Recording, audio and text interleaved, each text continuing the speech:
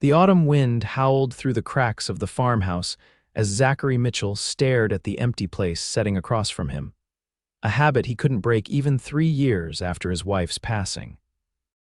The Winchester Ranch, once a place of laughter and promise, had fallen into a somber quiet that matched the barren fields surrounding it.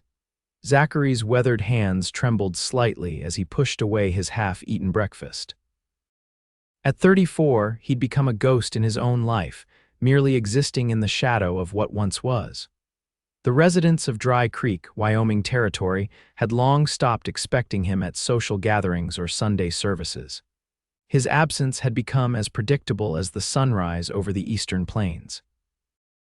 "Mr. Mitchell, I'll be heading into town for supplies," said old Henry, the ranch hand who'd stayed loyal through the hardship. "Need anything particular?" Zachary shook his head without looking up.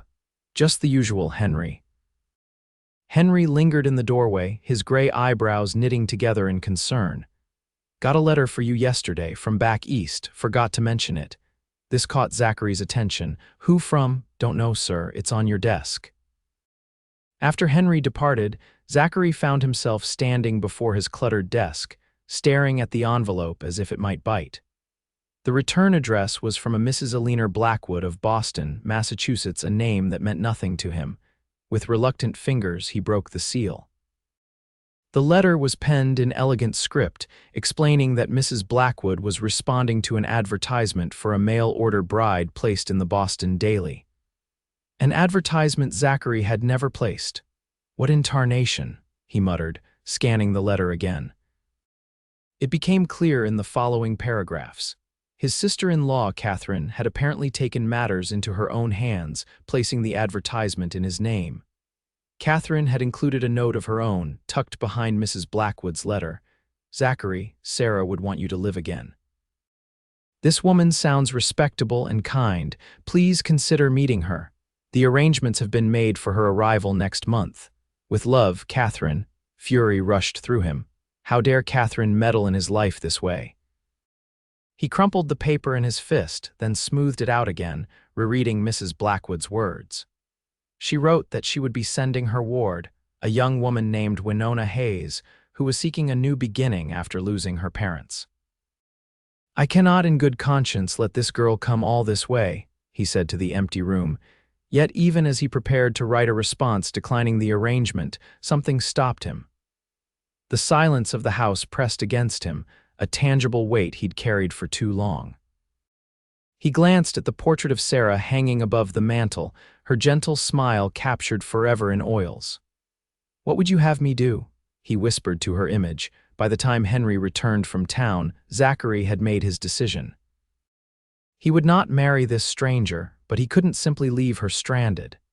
He would explain the misunderstanding when she arrived, help her find suitable arrangements elsewhere, and that would be the end of it.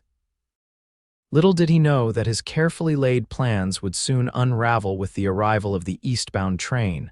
The platform at Dry Creek Station teemed with activity as Zachary waited impatiently. He'd come against his better judgment, telling himself it was merely courtesy that brought him there. The locomotive announced its arrival with a piercing whistle, belching clouds of steam and coal smoke into the crisp October air. Passengers disembarked a drummer with his sample case, a family with 3 small children, a pair of cattlemen returning from business in Cheyenne. Zachary scanned the faces, looking for a woman traveling alone who might be Winona Hayes. As the crowd thinned, he began to think she hadn't come after all, when a young woman descended the steps of the last passenger car. She wore a practical traveling dress of navy blue, a small hat perched atop her honey brown hair. She carried a single valise and looked about with wary but determined eyes. Zachary approached her cautiously. "Miss Hayes," she turned, her gaze landing on him with startling directness. "Mr. Mitchell?" "Yes, madam." Her face relaxed into a smile, revealing a dimple in her right cheek. "I'm pleased to meet you, sir. I hope my journey hasn't caused you inconvenience." Zachary cleared his throat. "About that, Miss Hayes, there's been a misunderstanding I need to explain." A flicker of uncertainty crossed her face, but she maintained her composure. "Perhaps we could discuss it somewhere less public," he nodded, taking her valise. "My wagon's this way." As they walked, he noticed she limped slightly, favoring her right leg. She caught his glance and straightened her posture. "An old injury," she said simply. The ride to the Winchester Ranch was stilted with awkward silence. Zachary stole glances at his passenger, noting the way she observed the landscape with genuine interest. She wasn't conventionally beautiful, but there was something striking about her clear gray eyes and the determined set of her jaw. "It's different from Boston," she commented as they passed through a stretch of sagebrush. "I reckon it is," he replied. "Miss Hayes, about the advertisement, please call me Winona." "Winona, then. The truth is, I didn't place that advertisement. My sister-in-law did, without my knowledge or consent." The wagon hit a rut, jostling them both. Winona gripped the seat to steady herself. "I see," she said, her voice carefully neutral. "I'm not looking to remarry," he continued. "My wife Sarah passed 3 years ago, and I've no intention of replacing her." Winona was quiet for a long moment. "I understand, Mr. Mitchell. I didn't come with expectations of romance, Mrs. Blackwood explained your situation. I simply sought a change from Boston and a chance to make myself useful." Zachary frowned. "Make yourself useful? I'm trained as a teacher, though I've also managed household affairs. After my parents died of influenza last winter, I found myself with few prospects in Boston. A position as a wife and helpmate in Wyoming seemed practical." Her frankness caught him off guard. "Well, I can't offer you marriage, but I can help you find a position in town. We're in need of a school teacher, as it happens." Winona nodded, her expression unreadable. "That would be most kind." As they approached the ranch, Zachary felt a strange mix of embarrassment and defensiveness. The place had seen better days. The fence around the house needed mending, and the porch had weathered to a dull gray. He'd let things go, focusing only on the essential work of keeping the cattle operation running. "It's a fine property," Winona commented, surprising him. "Good water access, and the position on the rise gives you a view of the whole valley." "You know something about ranching?" he asked skeptically. "My father was a surveyor. I often accompanied him. He taught me to assess land." Henry appeared from the barn as they pulled up, his weathered face curious as he helped Winona down from the wagon. "Miss Hayes, this is Henry Wilkins, my foreman and right hand." Henry tipped his hat. "Madam, welcome to Winchester Ranch." "Thank you, Mr. Wilkins." "I appreciate your welcome, though I should clarify I'll only be staying temporarily." Zachary explained the situation briefly to Henry, whose disappointment was poorly concealed. "I've made up the guest room," Henry said. "Figured the lady would appreciate some privacy." "Thank you," Winona replied. "That's very thoughtful." Inside, Zachary was acutely aware of the state of his home. It was clean enough, Henry saw to that, but it lacked the touches that made a house a home. The furniture was functional but sparse, and the walls bare except for Sarah's portrait. Winona's gaze lingered on the painting. "Your wife was beautiful." "Yes," Zachary said, his throat tightening. "She was. May I ask what happened?" "Childbirth fever, her and our son both." Winona's eyes softened with genuine sympathy. "I'm truly sorry, Mr. Mitchell." He nodded, unable to say more. "I'll show you to your room. You can rest before supper." "Actually," she said, setting down her valise, "if you don't mind, I'd prefer to make myself useful. Perhaps I could prepare the evening meal." Zachary hesitated. "There's no need, please. I've been sitting on that train for days. I'd welcome the activity." Against his better judgment, he agreed. As he showed her to the kitchen, explaining where things were kept, he couldn't help noticing how she took in every detail, asking practical questions about supplies and the cooking stove. "I'll leave you to it then," he said finally. "I've got work to see to in the barn." As he walked away, he heard her humming softly to herself, a sound so unexpected in his silent house that it stopped him in his tracks. For a moment he closed his eyes, allowing himself to remember how Sarah used to sing as she worked. Then he shook his head and continued outside, reminding himself that Winona Hayes was merely passing through his life, not becoming a part of it. That evening, Zachary returned to the house to find a transformation had taken place. The scent of beef stew and fresh bread filled the air. The kitchen table, usually bare save for plates and utensils, now had a simple centerpiece of wild grasses arranged in a jar. Winona had found Sarah's good dishes, unused for years, and set the table properly. Henry arrived from his cabin at the edge of the property, his eyebrows raising at the domestic scene. "Something smells mighty fine, Miss Hayes," he said, hanging his hat by the door. "I hope you'll both enjoy it," she replied. "I found some root vegetables in the cellar that needed using." They sat down to the first proper meal the house had seen in years.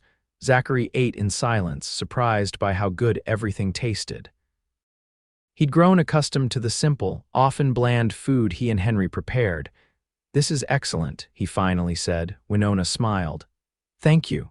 My mother insisted I learn to cook even though we had a housekeeper. She said it was an essential skill for any woman." "Your mother sounds like a practical woman," Henry commented. "She was. Both my parents were." A shadow crossed her face. "The influenza took them within days of each other." "That must have been difficult," Zachary said, understanding the particular pain of sudden loss. "It was." "Afterward, I stayed with Mrs. Blackwood, who had been my mother's friend. She was kind, but—" Winona hesitated. "Boston held too many memories. When she showed me the advertisement, it seemed like Providence." Zachary felt a twinge of guilt. "I'm sorry for the confusion. Please don't apologize." "Life rarely goes according to plan." She glanced at him with unexpected warmth. "We both know that all too well, I think." After supper, Henry insisted on helping with the dishes, giving Zachary and Winona a chance to discuss her situation further. They moved to the sitting room where a small fire took the edge off the evening chill. "I'll ride into town tomorrow," Zachary said. "Speak to the school board about the teaching position. They've been making do with the preacher's wife, but she's expecting a child soon." "I would appreciate that," Winona replied. "I should tell you I've saved enough for temporary lodgings should the position not be immediately available." Zachary shook his head. "No need, you can stay here until things are sorted. The ranch is big enough that we won't be in each other's way." "That's very generous, but I wouldn't want to impose." "It's not an imposition. Consider it making amends for my sister-in-law's interference." Winona studied him for a moment. "May I ask why she felt compelled to place the advertisement?" Zachary sighed, running a hand through his dark hair. "Catherine believes I've been grieving too long. She thinks I need to rejoin the living, as she puts it." "And what do you think?" The directness of her question caught him off guard. Most people in Dry Creek had stopped asking him such things, content to let him exist in his solitude. "I think grief doesn't follow a timetable," he said finally. "Sarah was everything. We grew up together, planned our future from the time we were children. When she died, it felt like half of me died too." Winona nodded, her gray eyes thoughtful. "I understand. My parents were married 30 years. After my father died, my mother said she felt like a book with half its pages torn out." The analogy struck Zachary as remarkably apt.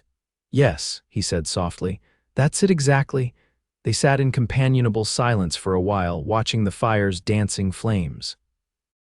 For the first time in a long time, Zachary found himself in the presence of someone who seemed to understand his loss without trying to fix it. "I should retire," Winona said eventually. "It's been a long journey." "Of course." He stood, suddenly awkward. "If you need anything, don't hesitate to ask." "Thank you, Mr. Mitchell, for everything." "Zachary," he corrected her. "If I'm to call you Winona, you might as well use my given name." She smiled, that dimple appearing again. "Good night, then, Zachary." After she'd gone upstairs, he remained by the fire, his thoughts unsettled. He hadn't expected to find any common ground with this stranger from Boston, yet somehow they'd connected over their shared experiences of loss. It was disconcerting. "She seems like a fine young woman," Henry said, entering the room. "She does," Zachary agreed cautiously. "Be a shame if she left too quick," the old ranch hand continued. "Place feels different with her here, better." Zachary shot him a warning look. "Don't go getting ideas, Henry. She came here expecting marriage, and that's not what I'm offering." Henry raised his hands in surrender. "Just making an observation, boss, nothing more." But as Zachary lay in bed that night, he couldn't shake the feeling that something had shifted in his carefully ordered existence. The house felt different, warmer, somehow, and he wasn't entirely sure he disliked the change. The next morning, Zachary woke to the unfamiliar sound of activity in the kitchen. For a disorienting moment, he thought Sarah had returned, and his heart leapt. Then reality crashed down, bringing with it the memory of Winona Hayes and her unexpected arrival. He dressed quickly and made his way downstairs, where he found Winona at the stove, her hair tied back with a simple ribbon. She wore one of Sarah's old aprons, the sight of which gave him a strange pang. "Good morning," she said, looking up with a smile. "I hope you don't mind, but I found some coffee and eggs. I thought a proper breakfast before you went to town would be in order." "You didn't have to do that," he said, though the smell of coffee made his stomach rumble appreciatively. "I know, but I'm an early riser and I like to keep busy." She gestured to the table. "Please sit, it's nearly ready."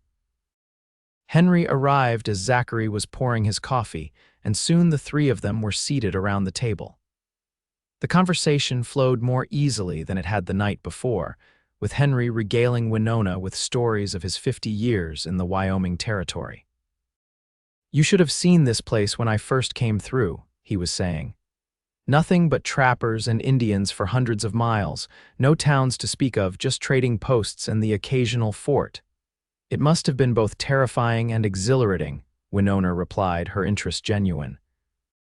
"That it was, miss, that it was." Henry turned to Zachary. "Speaking of town, don't forget we need grain for the horses and salt for the winter meat." "I'll add it to my list," Zachary promised, finishing his coffee. "Anything else?" Winona hesitated, then spoke up. "If it's not too much trouble, I could use some writing paper and ink. I should let Mrs. Blackwood know I've arrived safely." "Of course," Zachary said. "I'll pick those up at the general store." As he prepared to leave, Winona followed him to the door. "Thank you again for your help with the teaching position. It's more than I expected under the circumstances." Her sincerity made him uncomfortable. "It's nothing," he said gruffly. "Town needs a teacher and you need work. Makes sense for everyone." The ride into Dry Creek gave Zachary time to think. He hadn't been entirely honest with Winona about the teaching position. The school board had been searching for months, but they were particular about who they hired. The last teacher had left after just one term, claiming the children were unruly and the parents unsupportive. Dry Creek had grown considerably in the 10 years since Zachary had established the Winchester Ranch. What had once been little more than a water stop for the railroad now boasted a proper main street with a general store, bank, hotel, and 3 saloons.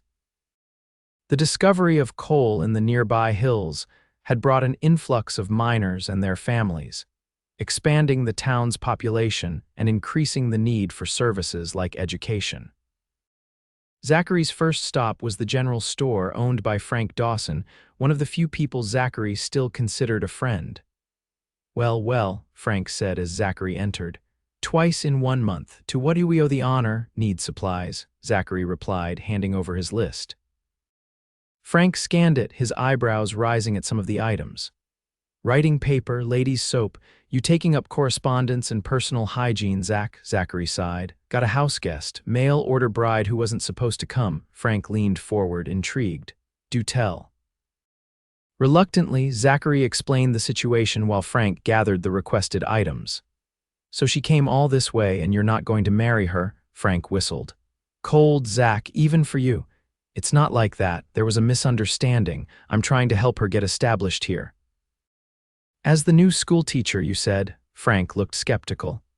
"You know how Hiram Walsh is about his school board. Man thinks he's running a university instead of a one-room schoolhouse." "Winona's qualified. She taught in Boston." "Winona, is it?" Frank grinned. "First name basis already." Zachary ignored the implication. "Can you point me to Hiram? Thought I'd catch him before the board meeting tonight." "Try the hotel dining room. He takes his midday meal there most days." After settling his bill, Zachary made his way to the Dry Creek Hotel.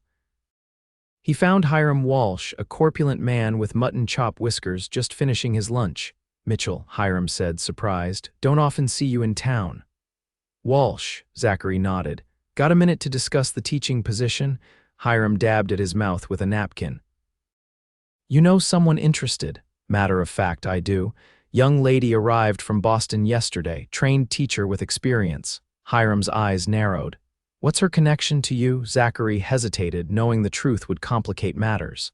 Family connection through my late wife. She's staying at the ranch temporarily. It wasn't entirely a lie, though it stretched the truth considerably. Well, we are in need, Hiram admitted.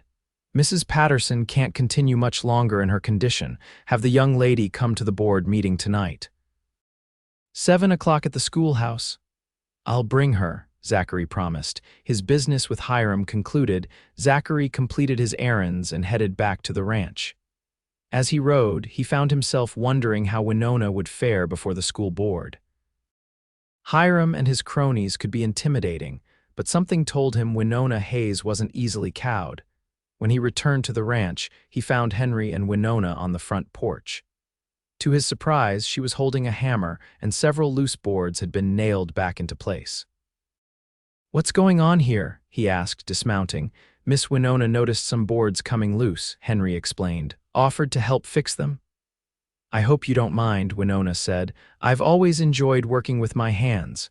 Zachary studied the repaired porch. The work was neat and solid. "You've done this before."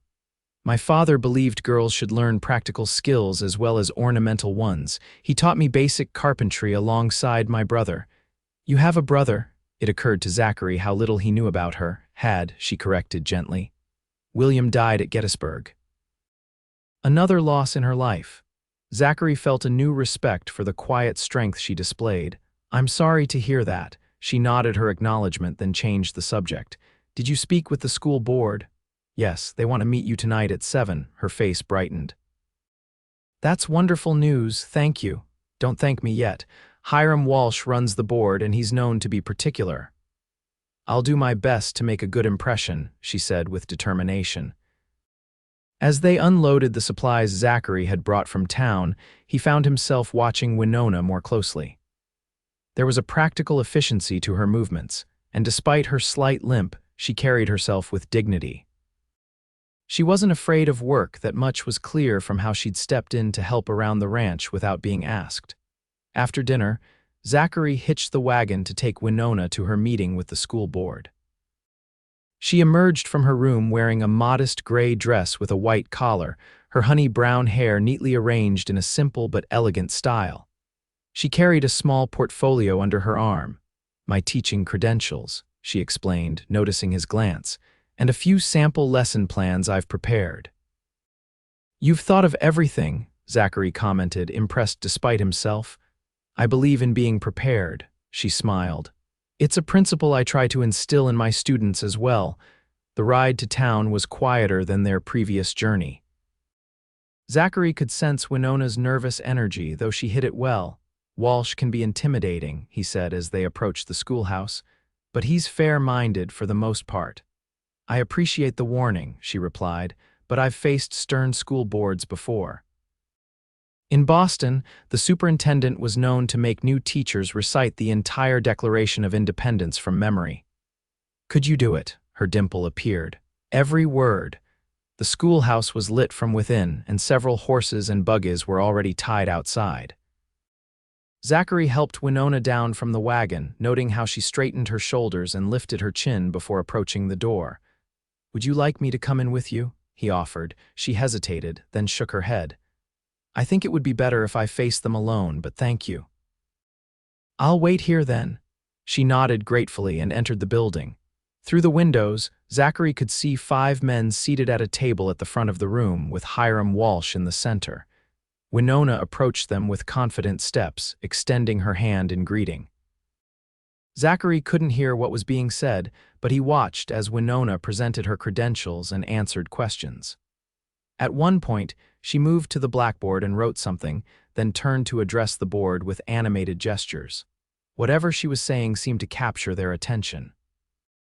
After nearly an hour, the door opened and Winona emerged. Her expression was composed, giving nothing away.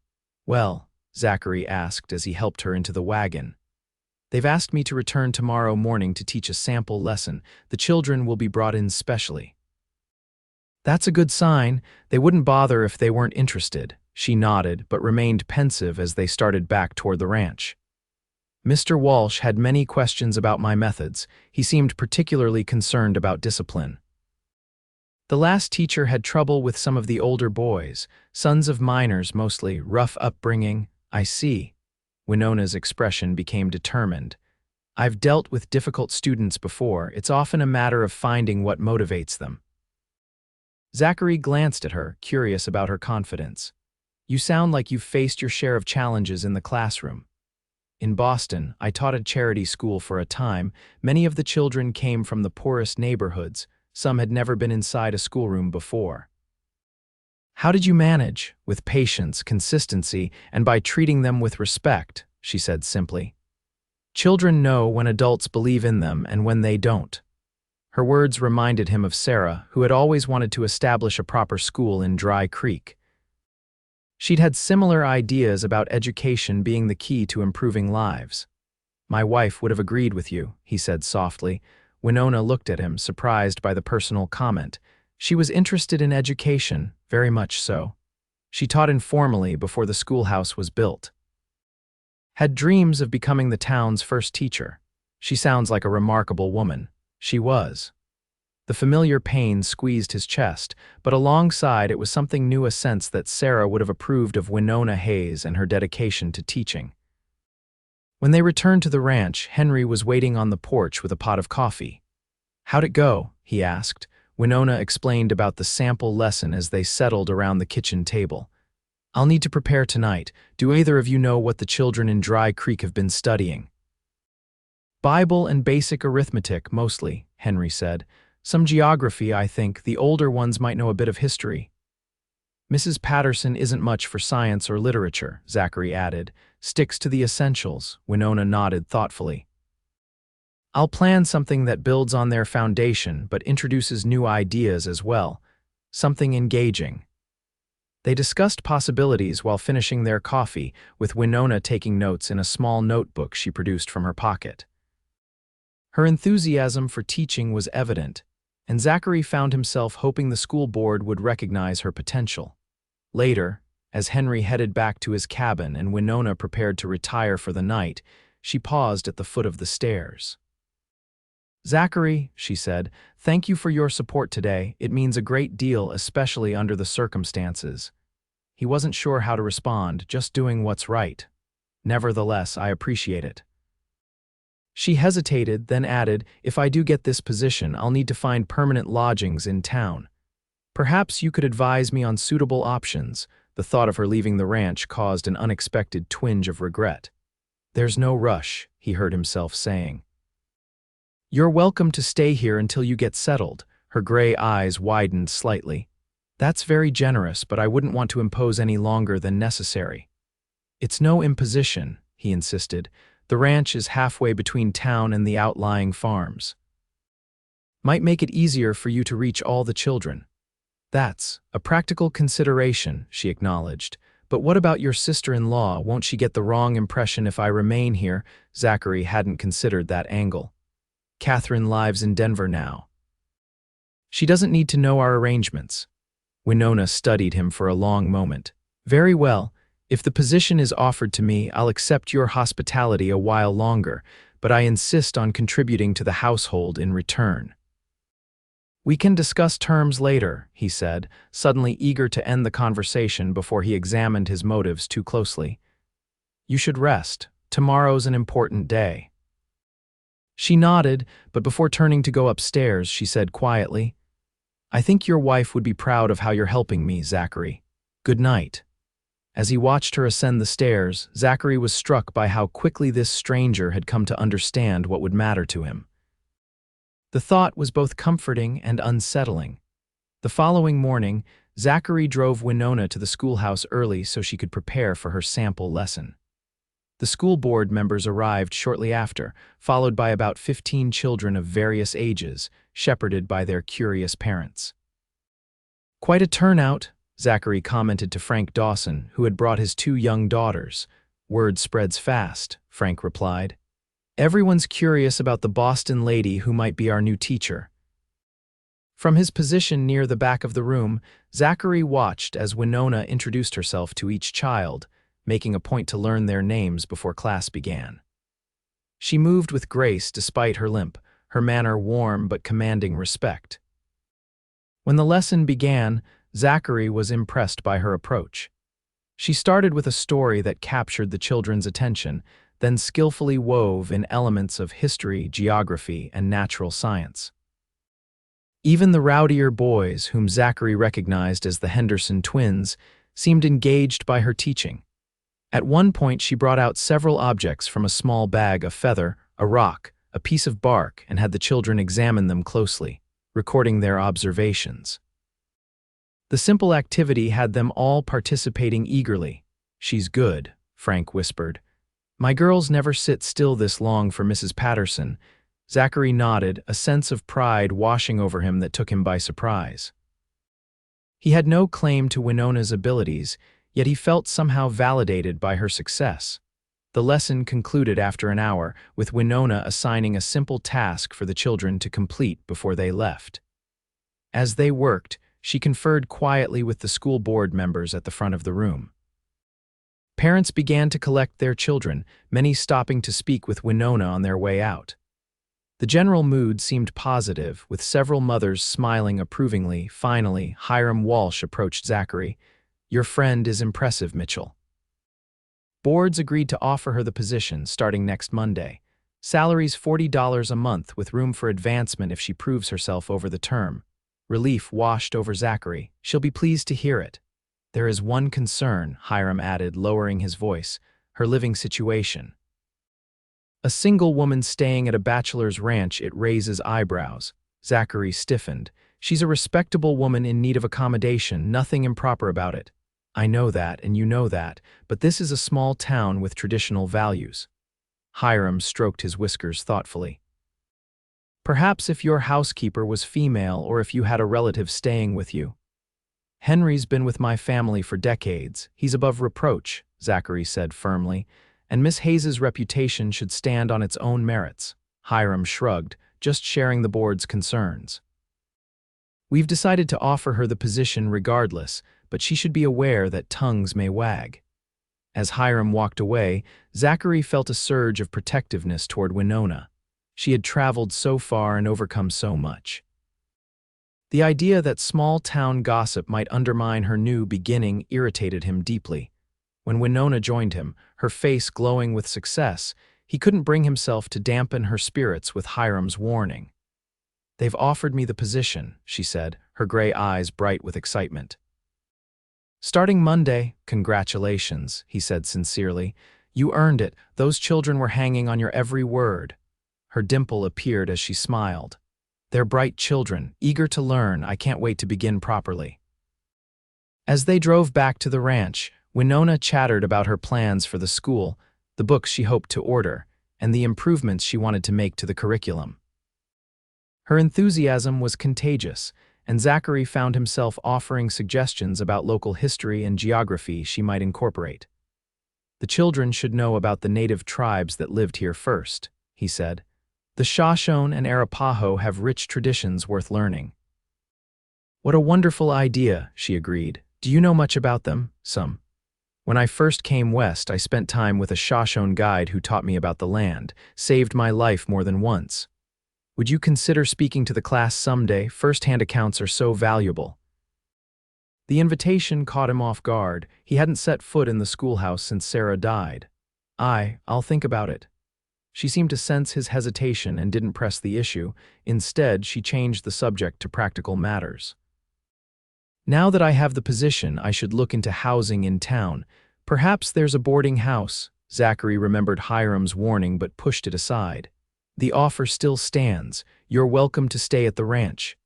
"That's very kind, but after what Mr. Walsh mentioned about propriety, you heard that," Zachary interrupted, chagrined. It was difficult not to. "The schoolhouse isn't very large," she sighed. "He's right, of course. A teacher must be above reproach, especially in a small community." Zachary frowned. "It's nonsense. Your character should matter more than appearances. In an ideal world, perhaps, but we live in this one." She glanced at him. "I appreciate your indignation on my behalf, but I've faced similar situations before. It's easier to accommodate certain social expectations than to fight them."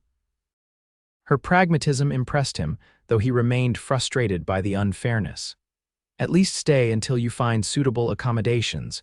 The widow Jenkins sometimes takes in boarders, but her house is full at present. Very well, Winona agreed, but I'll make arrangements as soon as possible. Back at the ranch, they shared the good news with Henry, who insisted on preparing a special dinner to celebrate.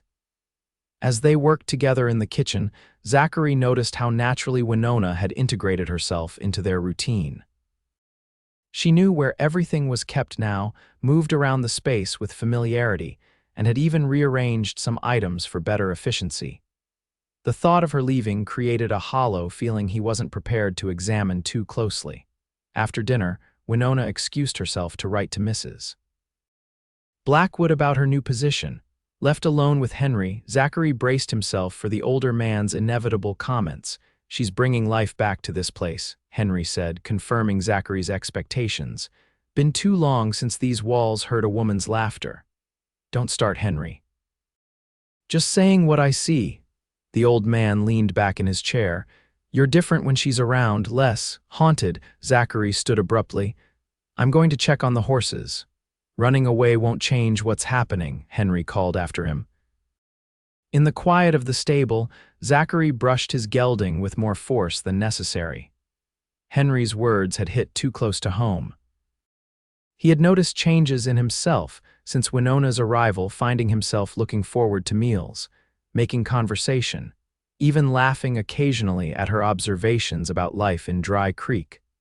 But acknowledging these changes felt like a betrayal of Sarah's memory. How could he find pleasure in another woman's company when his wife lay cold in the ground? He stayed in the stable longer than necessary, wrestling with emotions he'd thought long buried. When he finally returned to the house, it was quiet, with only a single lamp burning in the sitting room. Winona sat near it, reading a book she must have found on his neglected bookshelf. She looked up as he entered. "I hope you don't mind," she said, holding up the volume of Emerson's essays. "I've always found his thoughts on self-reliance compelling." "Help yourself to any of the books," he said, settling into the chair opposite her. Most were Sarah's. She was the reader in the family. Winona closed the book gently. "You must miss her very much. Every day," he admitted, "but it's different now. At first the pain was so sharp I could hardly breathe. Now it's more like a dull ache that flares up sometimes. Time doesn't heal all wounds, as they say, but it does change them," she observed.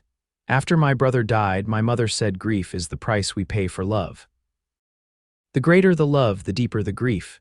Your mother was wise. She was." Winona traced the book's spine with her finger. "May I ask about Sarah? Sometimes it helps to speak of those we've lost to keep their memory alive." Normally, Zachary avoided talking about Sarah. The townspeople had learned not to mention her name, but something about Winona's gentle inquiry broke through his reticence. "She was the bravest person I ever knew," he began slowly. "Followed me west when I decided to start the ranch, never complained about the hardships. She could ride as well as any man, shoot straight, and still manage to make this place feel like a home."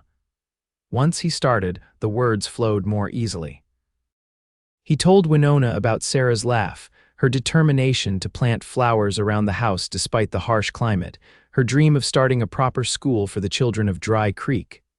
"She sounds remarkable," Winona said when he finally fell silent. "Thank you for sharing her with me."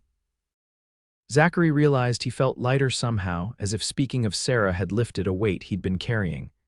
"Thank you for asking about her. Most people avoid the subject. People often don't know what to say about loss," she replied. "They fear saying the wrong thing, so they say nothing at all."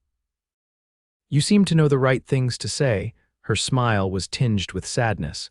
"Only because I've experienced it myself. Loss teaches its own language." They sat in companionable silence for a while, the crackling fire the only sound in the room. Zachary found himself studying Winona's profile, noting the way the lamplight caught the gold highlights in her brown hair. "I should retire," she said finally, rising from her chair.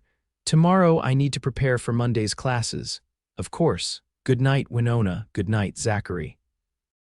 As he watched her climb the stairs, Zachary was struck by a startling realization.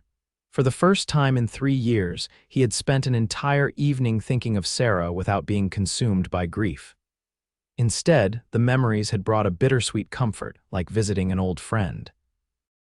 He wasn't sure whether to feel relieved or guilty about this development. Perhaps, he thought as he banked the fire for the night, it was possible to feel both at once. The weekend passed in a flurry of activity as Winona prepared for her first official day of teaching. Zachary drove her to town on Saturday to purchase supplies, and he found himself drawn into her excitement as they selected slates, chalk, primers, and a large map of the United States to hang on the schoolhouse wall. "The children need to understand that the world is larger than Dry Creek," she explained as they loaded their purchases into the wagon. "Many of them will never travel beyond Wyoming, but that doesn't mean they can't learn about other places and peoples." Her enthusiasm was infectious, and Zachary found himself offering to build bookshelves for the schoolhouse when she mentioned wanting to start a small library. "Really?" she asked, clearly pleased. "That would be wonderful. The current shelves are quite inadequate." "I'll take measurements next week," he promised. They ran into several of Winona's future students and their parents on their shopping expedition. Zachary noticed how she greeted each child by name, asking questions that showed she remembered details from their brief introduction at the sample lesson. The parents seemed impressed by her attentiveness. "You have a gift with children," he commented as they drove back to the ranch. "I enjoy their curiosity," she replied. "Children see the world with fresh eyes. It's a privilege to help shape their understanding of it." Sunday morning brought another shift in their developing routine. Zachary had avoided church services since Sarah's funeral, but when Winona appeared at breakfast dressed in her best dress, clearly intending to attend, he found himself offering to accompany her. "Are you certain?" she asked, surprised. "I'm happy to go alone. Henry mentioned he could drive me." "I'll take you," Zachary said, already moving to change into his good shirt and string tie. The small church was crowded when they arrived, and their entrance caused a stir of whispers and curious glances. Zachary led Winona to a pew near the back, nodding stiffly to acquaintances he hadn't seen in years. The Reverend Miller did a poor job of hiding his shock at seeing Zachary Mitchell and his congregation again.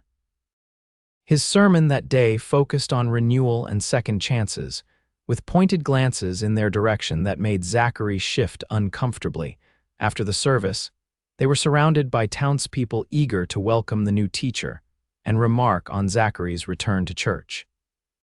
"Mighty fine to see you back, Mitchell," said John Henderson, father of the twins who had been troublemakers for the previous teacher. "Been too long." "Just accompanying Miss Hayes," Zachary replied, uncomfortable with the attention. "Well, we're glad to see you regardless, Mrs. Miller," the Reverend's wife said warmly. "And Miss Hayes, we're all so pleased you'll be teaching our children. What a blessing you've come to our community." Winona handled the attention gracefully, expressing her eagerness to begin teaching and thanking everyone for their warm welcome. Zachary noticed she deflected questions about her background and her connection to him with practiced ease. As they drove home, Winona was quiet, seemingly lost in thought. "Everything all right?" he asked. "Yes, just thinking about tomorrow." She glanced at him. "Thank you for coming to church." "I know it wasn't easy for you," he shrugged. "Figured it was time. Still, I appreciate the company." She hesitated, then added, "I should mention that several people asked about my living arrangements. I was deliberately vague, but I fear Mr. Walsh was right about gossip." Zachary frowned. "Let them talk. You've done nothing wrong." "It's not about right or wrong, but about perception," she sighed. "Mrs. Miller mentioned that the church has a small room behind the sanctuary that's sometimes used for visiting preachers. She offered it to me until more suitable accommodations become available." The idea of Winona leaving the ranch caused a sharp pang of dismay. "That tiny room, it's hardly bigger than a closet with just a cot and a washstand. It would be temporary," she said. "And it would silence any talk that might undermine my position as teacher." Zachary gripped the reins tighter. "At least give it a week at the ranch, see how things go at the school before making any decisions." Winona studied him curiously. "You seem troubled by the idea of my leaving." "I just don't want you to be uncomfortable," he said quickly. "That room at the church is drafty and cold." I've endured worse, she said with a small smile, but I'll consider your suggestion. Back at the ranch, Winona spent the afternoon finalizing her lessons for the week ahead. Zachary found himself inventing reasons to pass by the kitchen table where she worked, offering coffee or asking unnecessary questions about her plans for the school. Henry watched these interactions with poorly concealed amusement until Zachary finally snapped at him to find something useful to do. "Just checking if Miss Winona needs anything for tomorrow," Henry said innocently. "First day teaching and all." "I'm perfectly fine, thank you, Henry," Winona replied, looking up from her notes with a smile, "though I admit to some nerves." "You'll do splendidly," Henry assured her. "Those children are lucky to have you." That evening, as Winona packed her teaching materials for the morning, Zachary realized how quickly he'd grown accustomed to her presence in his home. The thought of returning to the quiet emptiness that had characterized the ranch before her arrival was unexpectedly painful. "I'll drive you to the schoolhouse tomorrow," he offered as they sat by the fire. "Need to go to town anyway." "That would be helpful, thank you." She looked up from her sewing. She was mending a tear in one of her skirts. "Though you needn't feel obligated to chauffeur me daily. I'm sure I can arrange something more permanent with one of the families in town." "It's no trouble," he insisted. "Like I said, the ranch is halfway between town and the outlying farms. Makes sense for you to stay here." She set her sewing aside, regarding him thoughtfully. "Zachary, may I speak frankly?" "Of course." "I'm concerned that my presence here may be complicating things for you. Henry mentioned that before I arrived, you rarely went to town or socialized. Now you've been to church, spoken with the school board, and seem prepared to make daily trips to the schoolhouse. That's a problem?" "Not a problem, exactly, but I wonder if it's causing disruption to your preferred routine." Zachary considered her words carefully. "My preferred routine, as you call it, wasn't healthy. Catherine was right about that much, at least. I've been existing, not living." Winona's expression softened. "And now I'm remembering there's a world beyond the ranch." He met her gaze directly. "That's not a bad thing." "No," she agreed quietly. "It isn't." The moment stretched between them, filled with unspoken thoughts. Finally, Winona returned to her sewing, and Zachary picked up the newspaper he'd brought from town, though he found it difficult to focus on the words. Monday morning dawned clear and crisp, with the first hint of frost silvering the grass. Zachary found Winona already in the kitchen, dressed in a serviceable blue dress with a white collar, her hair neatly arranged. She looked every inch the proper schoolteacher, though her hands trembled slightly as she poured her coffee. "Nervous?" he asked, accepting the cup she offered him. "A bit," she admitted. "First days are always challenging, everyone taking each other's measure." "You'll win them over," he said with confidence. "You did at the sample lesson," she smiled gratefully. "From your lips to God's ears." They set out early, Winona's teaching materials packed carefully in the back of the wagon. As they approached town, Zachary noticed her straightening her posture, chin lifting slightly. "Putting on your teacher face?" he asked, amused. "Something like that," she replied. "My mother always said a teacher must project confidence and authority, especially on the first day." "Your mother sounds like she was a wise woman." "She was. She taught briefly before she married my father." Winona glanced at him. "What about your parents? You've never mentioned them." "Not much to tell. Father was a farmer in Missouri. Mother died when I was young. Father remarried, but my stepmother and I never got along. Left home at 16, worked my way west. That couldn't have been easy. Wasn't, but it taught me self-reliance." He guided the horses around a muddy section of road. "Met Sarah in Denver. Her father owned the mercantile where I worked for a time. When we married, we decided to strike out on our own, find land that could be truly ours. And you found Dry Creek. It wasn't much more than a watering stop for the railroad back then, but the land was good, water plentiful. Seemed like a place with potential." "You were right," Winona observed. "The town has grown considerably." They reached the schoolhouse to find several children already waiting outside with their parents. Zachary helped Winona down from the wagon and carried her materials inside. The schoolroom was basic but clean, with rows of wooden desks facing a larger desk and blackboard at the front. Windows along one wall provided natural light, and a pot-bellied stove in the corner would provide heat during the colder months. "What time should I collect you this afternoon?" Zachary asked as Winona arranged her materials on the desk. "School dismisses at 4, she replied. "But please don't feel obligated, I'll be here at 4, he interrupted. Then, more gently, "Good luck today, Winona, you'll do fine." She smiled, that now familiar dimple appearing. "Thank you, Zachary, for everything." As he left, children were beginning to file in, their curious faces turned toward their new teacher. Zachary heard Winona greeting them warmly as the door closed behind him. Throughout the day, as he completed his business in town, Zachary found his thoughts returning to Winona and how she might be faring. He finished his errands more quickly than usual and found himself with time to spare before school dismissed. On impulse, he stopped at the general store and purchased a small gift, a brass bell for Winona's desk, something he'd noticed was missing from the schoolroom. "Special occasion?" Frank Dawson asked as he rapped the bell. "Just a small welcome gift for our new teacher," Zachary replied, trying to sound casual. Frank's knowing smile suggested he wasn't fooled. "Very thoughtful of you, Zach, very thoughtful indeed." Ignoring the implication, Zachary paid for his purchase and left. He arrived at the schoolhouse just as children began pouring out, their faces animated as they discussed their day with the new teacher. Little Mary Dawson spotted him waiting and ran over. "Mr. Mitchell, Miss Hayes taught us about the ocean today. She's been on a ship. Has she now?" Zachary replied, amused by the child's excitement. "Yes, and she says if we're good, she'll teach us sea shanties on Friday afternoons." Other children joined in, eager to share what they'd learned.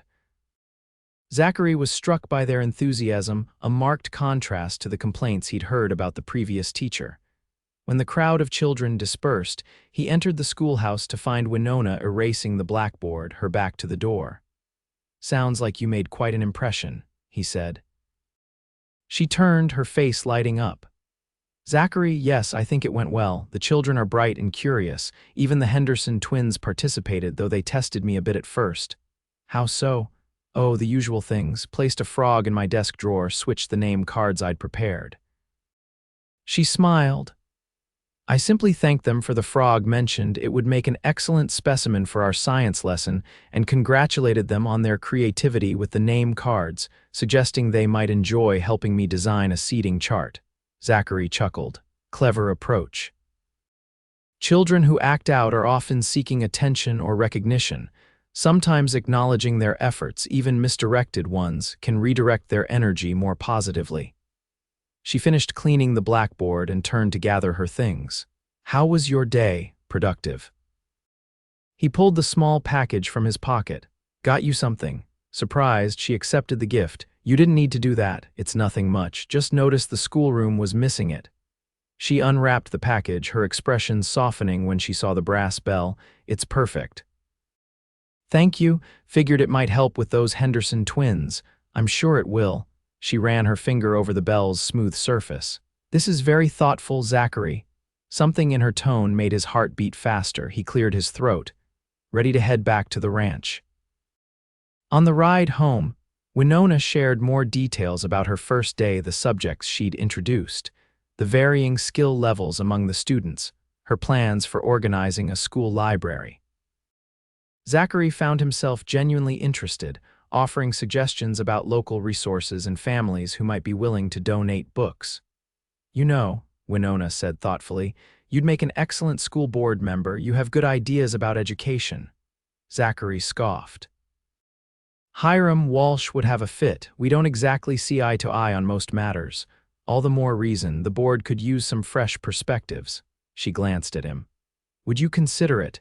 The next election is in the spring." "I'll think about it," he said, though he couldn't imagine himself in such a role. When they arrived at the ranch, Henry was waiting with supper nearly ready.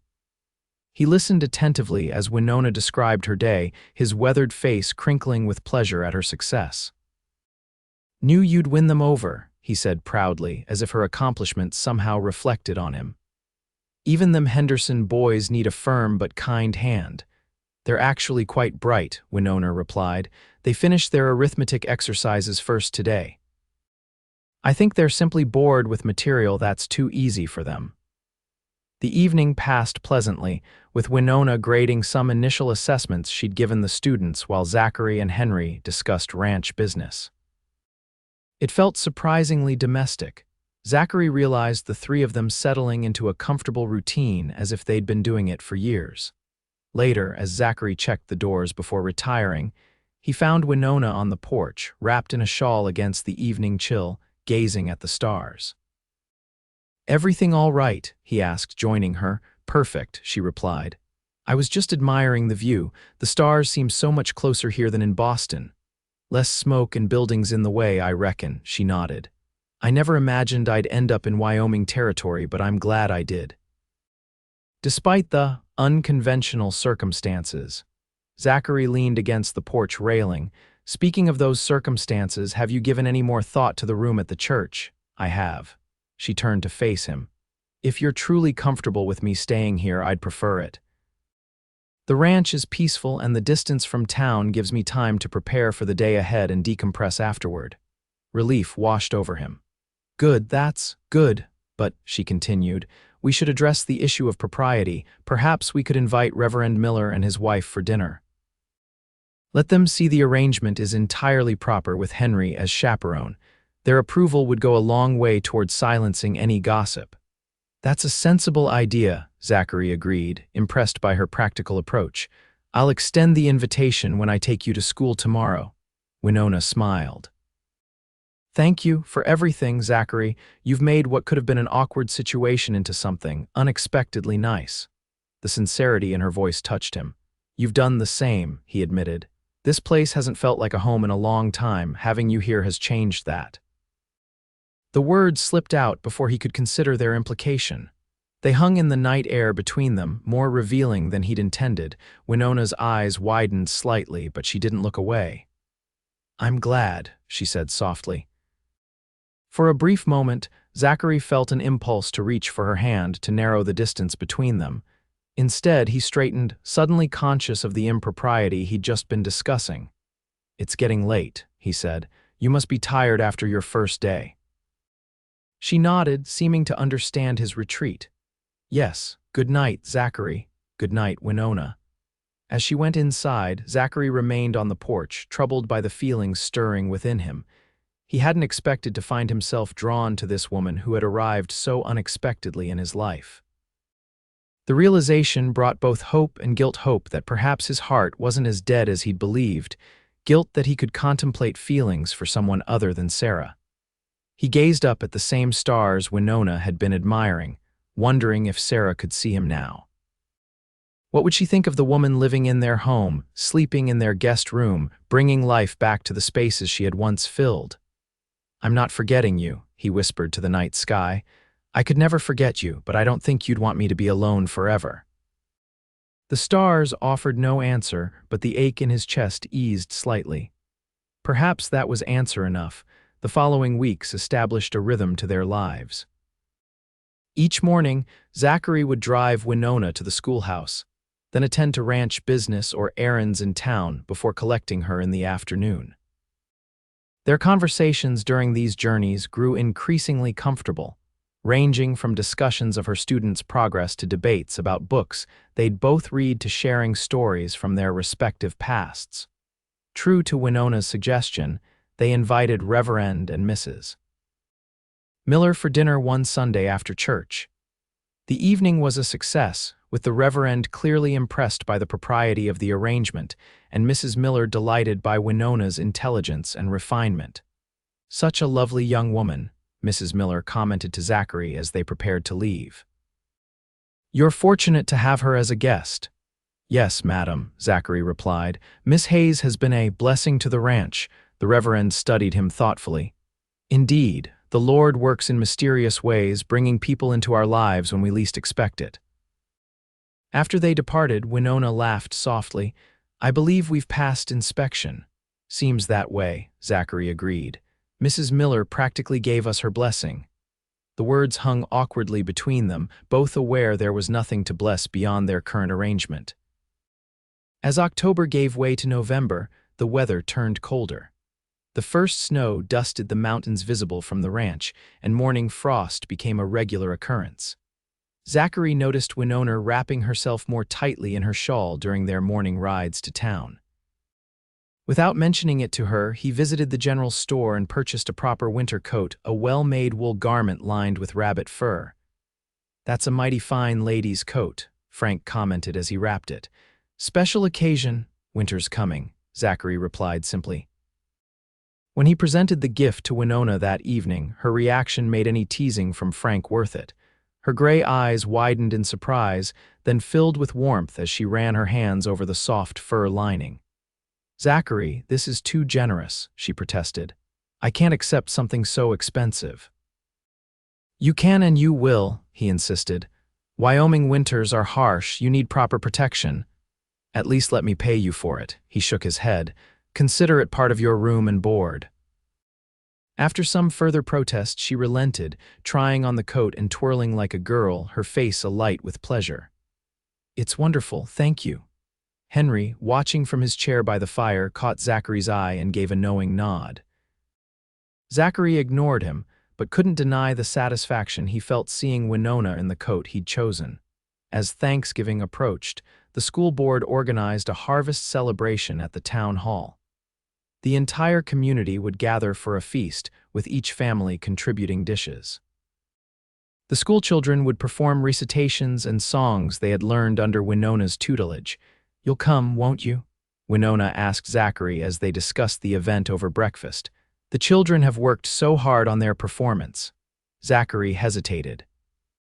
He'd avoided such gatherings since Sarah's death, finding the forced sociability painful. But he'd already broken his isolation by attending church regularly and engaging more with the townspeople during his daily visits. "I'd like you to be there," Winona added quietly. Her simple statement decided him. "Then I'll be there." The day of the celebration arrived with a clear sky and crisp air. Winona had spent the previous evening baking pies, apple and pumpkin, using Sarah's old recipes with some adaptations of her own. The kitchen had filled with wonderful aromas, and even Henry had been pressed into service, peeling apples and rolling dough under Winona's direction. Zachary found himself enjoying the preparations, remembering how Sarah had loved Thanksgiving. For the first time, the memory brought more comfort than pain. The town hall was decorated with autumn leaves, dried corn husks, and pumpkins when they arrived. Winona immediately went to organize her students, while Zachary and Henry delivered their contributions to the long tables set up for the feast. "Mitchell, good to see you here," called John Henderson, slapping him on the shoulder. "Been too many years since you joined us for Thanksgiving." Others echoed the sentiment, welcoming him back to community life with genuine warmth. Zachary was surprised by how many people seemed genuinely pleased to see him. The children's performance was charming, if occasionally off-key. The Henderson twins, whom Zachary had expected to cause trouble, instead led a recitation about the first Thanksgiving with surprising dignity. Winona beamed with pride as her students took their bows to enthusiastic applause. "Your teacher has worked wonders," Zachary commented to young Billy Henderson afterward. "I hear you're doing well in school now." The boy shrugged but couldn't hide his pride. "Miss Hayes says I have a good head for figures, might become a banker someday." During the feast, Zachary found himself seated beside Hiram Walsh, who was uncharacteristically cordial. "Have to admit, Mitchell, your Miss Hayes has been a godsend for our school," Hiram said between bites of turkey. "Children are actually eager to attend now. Even my grandson Tommy, who used to fake illness every other day." "She's not my Miss Hayes," Zachary corrected, though without much conviction. Hiram raised a bushy eyebrow. "No. Half the town thinks otherwise, given how you ferry her back and forth each day, looking at her like she hung the moon." Zachary felt heat rising in his face. "We have a practical arrangement, nothing more, if you say so." Hiram took a sip of cider. "Though if I were 20 years younger and a widower like yourself, I wouldn't let a woman like that slip through my fingers." Intelligence, kindness, and easy on the eyes, too. Before Zachary could formulate a response, Winona appeared at his side, her cheeks flushed from the heat of the room. "The children did wonderfully, didn't they?" she said, sliding onto the bench beside him. "Even Mrs. Miller said it was the best Thanksgiving program the school has ever presented." "They were excellent," Zachary agreed, grateful for the change in subject, a credit to their teacher. Winona smiled, then turned to include Hiram in the conversation. "Mr. Walsh, I've been meaning to speak with you about the school library. Several families have offered to donate books, but will need proper shelving to house them." "Already in hand, Miss Hayes," Hiram replied. "Mr. Mitchell here has offered to build new shelves. He's quite handy with carpentry, as I recall." "Has he?" Winona looked at Zachary with pleased surprise. "He mentioned the possibility, but I didn't realize arrangements had been made." "Planned to tell you tonight," Zachary said. "Thought it might be a good project for the winter months when ranch work slows." Their conversation was interrupted by the arrival of Reverend Miller, who requested Winona's help with organizing the children for the closing prayer. As she excused herself, Hiram gave Zachary a knowing look. "Practical arrangement indeed," he murmured. The ride back to the ranch that evening was quiet, both Zachary and Winona tired from the day's festivities but content. Henry had remained in town to play checkers with some old friends, promising to return later. "Your pies were a success," Zachary commented as they neared the ranch. "Mrs. Dawson asked for your recipe." "I was flattered," Winona replied. "Though I should admit I used Sarah's recipe as a starting point. I found her cookbook in the kitchen cabinet." Zachary was surprised to find he didn't mind. She would have liked that. Sarah was always sharing recipes. "I hope you don't think I was presumptuous." "Not at all," he glanced at her. "Sarah would have liked you, I think. You have the same practical approach to life, the same kindness toward others." Winona's expression softened. "That's perhaps the nicest compliment you could give me." At the ranch, they worked together to unload the wagon and tend to the horses. The domestic routine they'd established over the past weeks had become comfortable, each anticipating the other's needs and movements. Inside, with the lamps lit against the early darkness of late November, they settled by the fire with cups of hot cider. Winona had kicked off her shoes, tucking her feet beneath her on the sofa, a small breach of propriety that spoke to her growing comfort in the house. "Thank you for coming today," she said. "I know social gatherings aren't easy for you." "It was better than I expected," he admitted. "And I wanted to see your students perform. You've done remarkable work with them in such a short time. They're good children. Even the challenging ones just needed the right approach." She sipped her cider thoughtfully. "Teaching here has been healing for me in a way. After losing my parents, I felt adrift. Having purpose again, being part of a community, it's helped." "I understand that," Zachary said. "Having you here has been similar for me." Their eyes met over the rims of their cups, the admission hanging between them. Winona was the first to look away, tucking a strand of hair behind her ear. "Hiram Walsh seems pleased with your work," Zachary continued, steering toward safer ground. "He was singing your praises today." "Was he? That's a relief. I was concerned he found my methods too progressive." "Progressive how?" "I've introduced some subjects not traditionally taught to all students, basic sciences for the girls, literature appreciation for the boys. And I've been grouping children by ability rather than age for certain lessons." "Makes sense to me," Zachary said. "Teach according to what each child needs." "Exactly," her face lit with enthusiasm. "That's what I've tried to explain to the board. Education shouldn't be one size fits all." As she expanded on her educational philosophy, Zachary found himself drawn not just to her ideas but to the passion with which she expressed them. Her gray eyes sparkled, her hands gesturing animatedly. She was beautiful in her conviction, in a way that went beyond physical appearance. The realization both exhilarated and terrified him. He was falling in love with Winona Hayes. The thought stopped his breath for a moment. Was it possible? Could his heart, so long closed off in grief, truly be opening to another woman? "Zachary, are you all right?" Winona's concerned voice broke through his revelation. "Fine," he managed. "Just tired from the day, I suppose." She studied him with those perceptive gray eyes. "It's been a long day for both of us. Perhaps we should retire early." He nodded, grateful for the suggestion. He needed time alone to process this new understanding of his feelings. "Good night, then," she said, rising from the sofa, "and thank you again for today. It meant a great deal to have you there." "Good night, Winona." After she went upstairs, Zachary remained by the fire, his thoughts in turmoil. Loving Winona felt both like a betrayal of Sarah's memory and a fulfillment of life's natural progression. How could both be true at once? He thought back to Thanksgiving celebrations with Sarah, how she would spend days preparing the perfect meal, insisting they invite any ranch hands who had nowhere else to go. She had believed in creating family wherever possible, in sharing abundance rather than hoarding it. Would she truly begrudge him finding happiness again?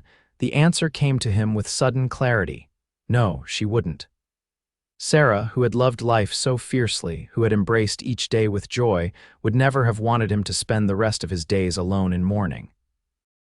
The realization didn't erase his grief or his love for Sarah. Those would always be part of him. But perhaps there was room in his heart for new love alongside the old, not replacing, but expanding.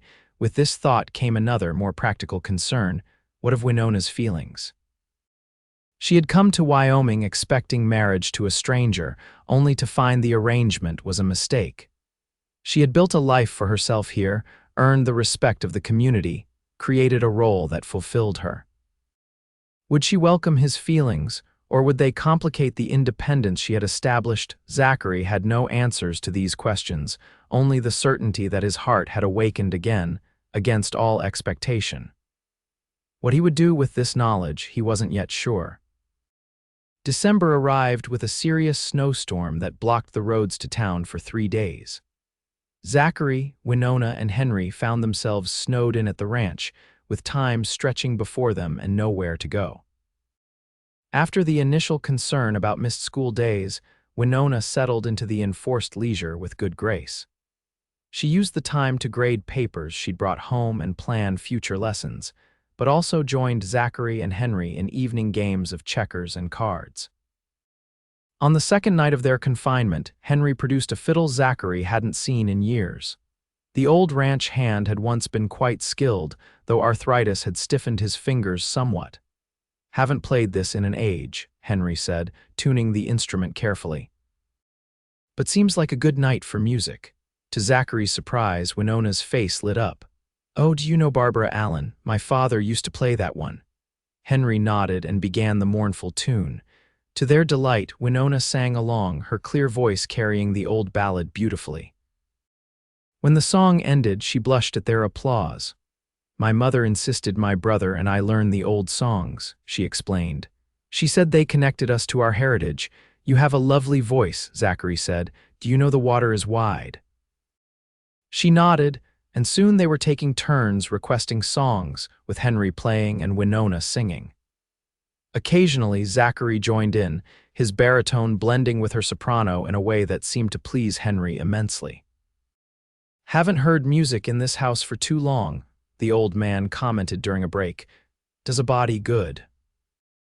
Zachary caught Winona's eye across the room and saw his own thoughts reflected there. How easy it was to imagine more evenings like this, the three of them comfortable together, sharing simple pleasures. The snowstorm finally broke on the 4th day, and Zachary spent hours clearing a path to the main road. School would resume the following day, ending their peaceful isolation. That evening, as they sat by the fire, Winona broached a subject Zachary had been avoiding. "Christmas is just 3 weeks away," she said. "Does Dry Creek have any special celebrations?" Zachary shifted uncomfortably. He'd ignored Christmas entirely since Sarah's death, finding the holiday too painful without her. "The usual church service," he said. "Some families exchange gifts." "Nothing elaborate. The school will have a small program," Winona continued. "The children are already practicing. I thought perhaps we could have a tree here at the ranch. Nothing grand, just something festive." Zachary hesitated. The idea of celebrating Christmas again was both appealing and distressing. "I haven't had a tree since," he trailed off. "Since Sarah," Winona finished gently. I understand if it's too difficult. Henry, who had been pretending to doze in his chair, spoke up. Sarah loved Christmas trees. Used to decorate with popcorn strings and little ornaments she made herself. Winona's eyes softened. That sounds lovely. It was, Zachary admitted. She'd spend weeks planning, making everything perfect. We needn't try to recreate that, Winona said carefully. But perhaps we could honor the tradition in our own way, unless you'd prefer not to. Zachary looked at her earnest face and found he couldn't deny her request. More than that, he realized a part of him wanted to experience the holiday season again, to create new memories alongside the cherished old ones. We'll get a tree, he decided. This weekend, if the weather holds. The smile that lit Winona's face was worth any discomfort the decision caused him. Thank you, Zachary. I promise to respect your memories while we create this celebration. Her sensitivity to his feelings only deepened his growing affection for her. She never pushed, never demanded, but gently encouraged him back toward life's simple joys. True to his word, that Saturday Zachary took the wagon into the foothills to find a suitable pine tree. Winona insisted on accompanying him, bundled in her winter coat, her cheeks rosy with cold and excitement. I've never actually cut down a Christmas tree before, she admitted as they searched for the right one. In Boston, we bought ours from a vendor. Then you're in for a new experience, Zachary replied, enjoying her enthusiasm. The secret is finding one that's full on all sides, but not too big for the wagon. They found the perfect tree after an hour of searching, a blue spruce about 6 feet tall with evenly spaced branches. Zachary showed Winona how to hold it steady while he wielded the axe, and together they loaded it onto the wagon. It's beautiful, she said, her breath forming clouds in the cold air. The scent alone is worth the effort. Back at the ranch, they set up the tree in the corner of the sitting room. Henry appeared with a box Zachary hadn't seen in years, containing the ornaments Sarah had made, small fabric angels, pine cones dipped in wax, paper stars. Found these in the attic, Henry said, placing the box carefully on the table. Thought they might be needed. Zachary stared at the box, memories washing over him. He opened it slowly, lifting out a small fabric angel with golden yarn hair. Sarah had made it their first Christmas at the ranch. These are charming, Winona said, examining a paper star with delicate cutwork. Did Sarah make all of these? Yes, Zachary managed. She worked on them in the evenings. Would it be all right if we used them? I understand if you'd rather not. Zachary considered the question seriously. Using Sarah's ornaments meant acknowledging this new Christmas, this new life he was building. It meant accepting that joy could return, different but real. She would want them used, he said finally. Christmas decorations are meant to be shared, not hidden away. Together, the three of them decorated the tree, with Zachary sharing the story behind each ornament as they worked. Far from being painful, he found the process unexpectedly healing, keeping Sarah's memory alive while creating new memories with Winona and Henry. When they finished, Winona produced a small package from her room, candles for the tree, which she carefully secured to the branches. My contribution, she said. My mother always insisted candles were essential for a proper Christmas tree. As darkness fell, they lit the candles, the small flames casting a warm glow throughout the room. The three of them stood back to admire their work, a comfortable silence settling between them. It's perfect, Winona said softly. Zachary found himself reaching for her hand without thinking, giving it a gentle squeeze. Thank you for suggesting this. I didn't realize how much I'd missed it. She returned the pressure of his hand, her gray eyes reflecting the candlelight. Sometimes we need someone else to remind us of the joy we've set aside. The moment stretched between them, full of unspoken possibilities. Henry cleared his throat. Think I'll check on the horses, he said, a knowing smile tugging at his lips as he left them alone. Zachary reluctantly released Winona's hand, though he remained standing close to her. Will you be returning to Boston for Christmas? He asked, suddenly anxious about her answer. No, she replied.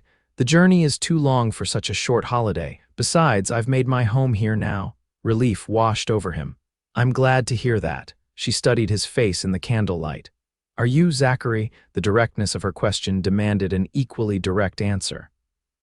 Very glad, he said softly. I've grown, accustomed to having you here. Accustomed? A hint of disappointment flickered across her face. Zachary cursed his poor choice of words. That's not what I meant, I've grown to.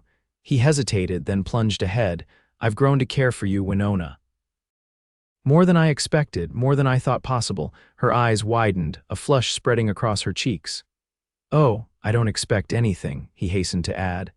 I know you came here under false pretenses, that you've built a life for yourself as a teacher. I respect that independence. I just wanted you to know.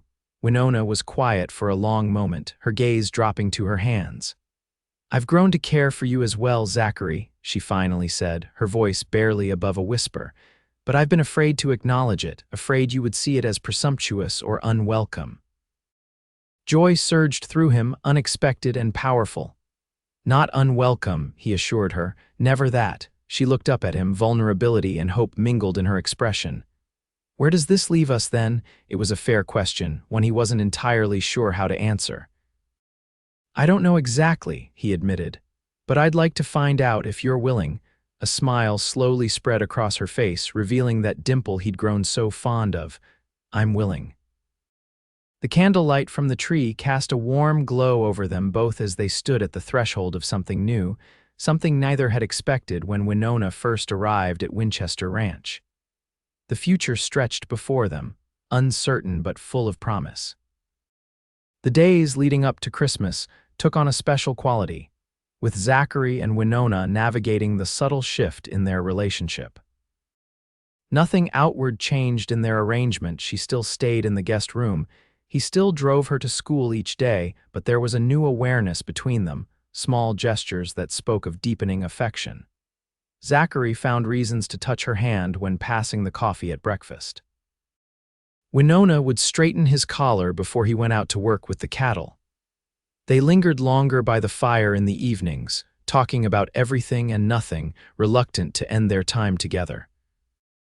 Henry watched these developments with poorly concealed satisfaction, making himself scarce at strategic moments to give them privacy. The school's Christmas program was scheduled for the last day before the holiday break. Zachary attended as a matter of course, having become a regular presence at school functions over the past months. He sat near the back of the crowded schoolhouse, watching with pride as Winona guided her students through recitations, songs, and a short play about the Nativity. She's transformed this school, Frank Dawson commented, sitting beside him. My Mary never cared for learning before, now she's always got her nose in a book. Winona has a gift, Zachary agreed. Frank gave him a sidelong glance. Just Winona now, is it, not Miss Hayes? Zachary realized his slip. Miss Hayes, he corrected, though it was too late. No need to backtrack, Zach. Whole town's been watching you too. Most folks are placing bets on when you'll make it official. That's ridiculous, Zachary protested, though without much conviction. Frank shrugged. Is it? You ferry her back and forth each day, attend every school function, look at her like she hung the moon, and she's not exactly discouraging your attention. Before Zachary could respond, the program ended, and the children took their final bows to enthusiastic applause. Winona stood at the front of the room, her face glowing with pride as she thanked the parents for their support. As the crowd dispersed, Zachary waited for Winona to finish speaking with parents and collecting small gifts from her students. When she finally joined him, her arms were full of hand-drawn cards, small bags of cookies, and a few carefully wrapped packages. Successful program, he said, taking some of the items from her. The children did well. They worked so hard, she replied, her eyes bright with excitement. Did you see Tommy Walsh's recitation? He didn't stammer once, and the Henderson twins remembered all their lines for the play. Her enthusiasm was contagious, and Zachary found himself smiling as they walked to the wagon. You've made a difference here, Winona. These children adore you. The feeling is mutual, she said. Teaching here has been more rewarding than I ever expected. As they drove back to the ranch, snow began to fall, large, lazy flakes that caught in Winona's hair and eyelashes. She tilted her face upward, catching snowflakes on her tongue like a child. "I've always loved the first snow of Christmas," she said. "It makes everything seem magical." Zachary watched her unguarded joy, a warmth spreading through his chest that had nothing to do with his heavy coat. "You make everything seem magical," he said softly. She turned to him, surprise and pleasure in her expression. "That might be the most romantic thing you've ever said to me, Zachary Mitchell." "I'm not much for pretty words," he admitted, "but I mean them when I say them." Her gloved hand found his on the seat between them. "I know. That's what makes them special." That evening, after supper, they sat by the fire opening the gifts Winona had received from her students. Henry joined them, chuckling at the children's heartfelt but sometimes clumsily made offerings. "Look at this," Winona said, holding up a carved wooden pencil box. "Billy Henderson made this himself. Remember how he used to disrupt class? Now he's one of my most creative students." "You reached him," Zachary said. "Showed him his abilities could be used for something positive." The last gift was from the Henderson twins, a small framed drawing of the schoolhouse with a tiny figure that was clearly meant to be Winona standing at the door, welcoming students. "Oh," she breathed, tears springing to her eyes. "This is precious." "You've won them over completely," Henry observed. "Those boys were heading for trouble before you came along." Winona wiped her eyes, smiling. "They just needed someone to believe in them." The simple truth of her statement struck Zachary forcefully. Wasn't that what she had done for him as well? Believed in his capacity to live again, to open his heart, to move forward without forgetting the past. "Speaking of gifts," Henry said, rising from his chair. "Think I'll turn in early tonight. Got something special planned for Christmas morning." After he'd gone, Zachary and Winona remained by the fire, the room illuminated only by the flames and the candles on the Christmas tree. Outside, the snow continued to fall, insulating the house in a blanket of silence. "I have something for you," Zachary said, reaching into his pocket. "Was going to wait until Christmas Day, but now seems right." He handed her a small package wrapped in brown paper and tied with string. Winona accepted it with surprise. "You didn't need to get me anything?" "Wanted to," he replied simply. She carefully untied the string and opened the package to reveal a small wooden box, intricately carved with a pattern of wildflowers. Inside, nestled on a bed of soft cloth, was a silver pendant in the shape of a book, hanging from a delicate chain. "Zachary," she breathed, lifting the necklace. "It's beautiful." "Open the book," he instructed. She did, finding that the silver book was actually a locket. Inside was a tiny scrap of paper with a quotation written in Zachary's neat hand. "To teach is to touch a life forever." "I thought it suited you," he said, suddenly uncertain. "If you don't like it, I love it," she interrupted, her eyes shining with emotion. "It's perfect.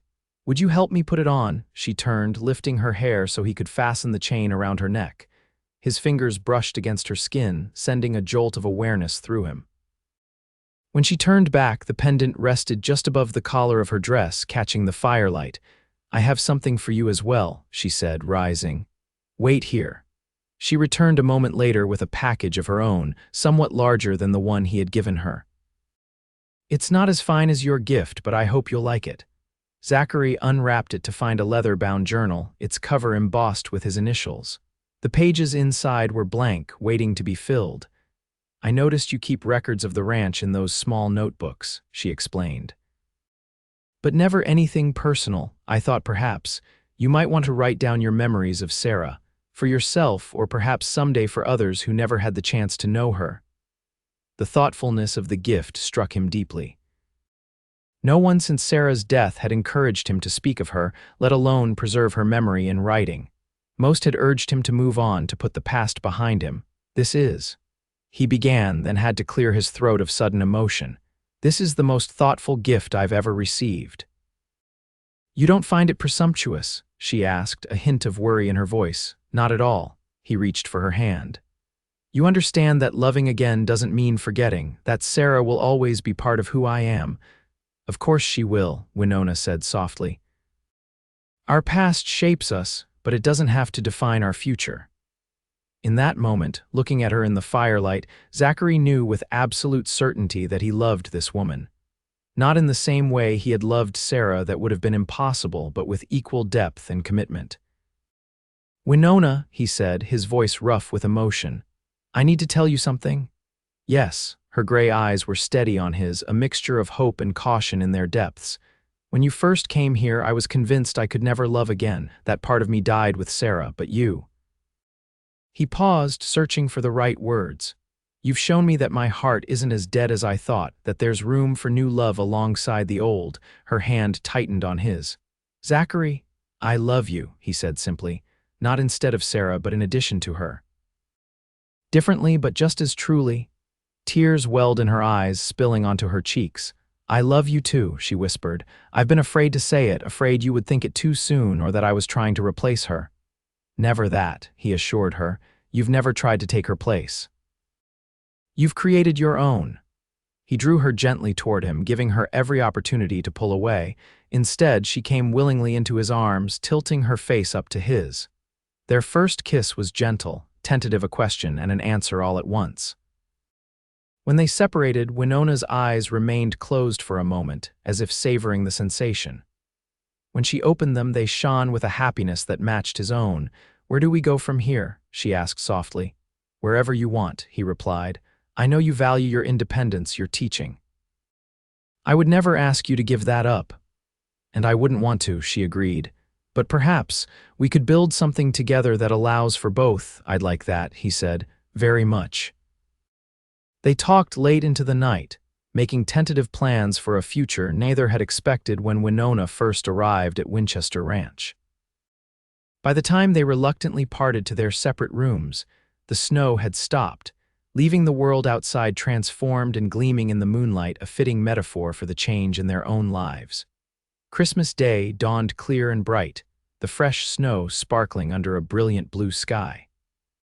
Zachary woke early, feeling a sense of anticipation he hadn't experienced in years. He built up the fire in the sitting room and put coffee on to brew before Winona and Henry stirred. Henry appeared first, carrying a mysterious burlap sack. "Merry Christmas, boss," he said cheerfully. "Got something special for breakfast." The something special turned out to be ingredients for cinnamon rolls, a tradition Sarah had maintained every Christmas morning. Zachary was touched by the old man's thoughtfulness. "Thought Miss Winona might like to learn the recipe," Henry explained. "If that's all right with you, it's perfect," Zachary assured him. "Sarah would approve." When Winona joined them, wearing the silver locket Zachary had given her, she was delighted by Henry's surprise. Soon the kitchen was filled with the sweet scent of cinnamon and sugar as Winona followed Henry's instructions, kneading the dough and preparing the filling. After breakfast, they exchanged the rest of their gifts. Henry received a new pipe from Zachary and a hand-knitted scarf from Winona. His gift to them was a framed photograph he'd secretly arranged during their last trip to town, the three of them standing on the porch of the ranch house, looking like a family. "How did you manage this?" Zachary asked, touched by the old man's foresight. "Had a word with the traveling photographer when he came through last month," Henry explained. "Figured you might want a memento of your first Christmas together." The day passed in peaceful contentment, with a special dinner in the evening and more music afterward, Henry playing his fiddle while Winona sang and Zachary joined in when he knew the words. The harmonies they created seemed to fill the house with warmth long absent from its rooms. As the holidays gave way to the new year, Zachary and Winona settled into a new understanding of their relationship. They were courting now properly and openly, though Winona continued to maintain her independence as Dry Creek's respected schoolteacher. The town's reaction to their courtship was largely positive. Most had seen it coming for months and were pleased to see Zachary Mitchell rejoin the community after his long period of grief. A few raised eyebrows at the circumstances of their meeting, but Reverend Miller's approval went a long way towards silencing potential critics. About time Mitchell found happiness again, was the general consensus, and the schoolteacher's a fine woman. Winter settled in earnest over Wyoming territory with heavy snows and bitter cold. Zachary completed the bookshelves for the schoolhouse as promised, installing them during the Christmas break so they would be ready when classes resumed. Winona filled them with donated books, and a few she purchased with her own savings, creating the library she had envisioned for her students. Their courtship progressed with the deliberate pace of two people who had experienced loss and knew the value of building a solid foundation. They discovered shared interests beyond what they had already established: a love of history, a dry sense of humor, a preference for quiet evenings over social gatherings. They also acknowledged their differences: Zachary's occasional need for solitude, Winona's more structured approach to daily life, and found ways to accommodate them. These negotiations strengthened rather than weakened their bond, building mutual respect alongside deepening affection. By the time February arrived, bringing Valentine's Day and its romantic associations, Zachary had made his decision. He chose a clear, cold Saturday when they had no specific plans, suggesting a ride to a viewpoint on the ranch property that offered a spectacular vista of the surrounding countryside. "Bundle up well," he advised as they prepared to set out. "It's bitter cold today." Winona, wearing the warm coat he had given her months ago, smiled at his concern. "I'm quite accustomed to Wyoming winters now, Zachary. I'll be fine." They rode side by side, their horses leaving parallel tracks in the fresh snow. The air was so cold it crystallized their breath and nipped at any exposed skin, but the sunshine was brilliant, making the white landscape glitter like diamond dust. The viewpoint was a rocky outcropping that overlooked the entire Winchester Ranch and the valley beyond. In summer, wildflowers carpeted the surrounding meadow. Now it was a pristine blanket of snow, untouched save for their tracks. "It's breathtaking," Winona said as they dismounted. "I can see why you wanted to build your ranch here." "Sarah and I picnicked in this spot the day we decided to stay," Zachary told her. "We could see the potential of the land: good water, natural shelter for cattle, fertile soil for crops." Winona nodded, understanding his need to include Sarah in this moment. "She helped you build something wonderful here." "She did." He took Winona's gloved hands in his. "And now I'm hoping you'll help me continue building." Her eyes widened as he reached into his coat pocket and withdrew a small box. "Zachary." "Winona Hayes," he said, his voice steady despite the pounding of his heart. "When you arrived at my door, I was a man half alive, existing but not living. You've brought light back into my life, shown me that grief and joy can coexist, that moving forward doesn't mean forgetting what came before." He opened the box, revealing a simple but elegant gold ring set with a small diamond. "I love you. Will you marry me?" Tears filled her gray eyes, freezing on her lashes in the cold air. "Yes," she whispered.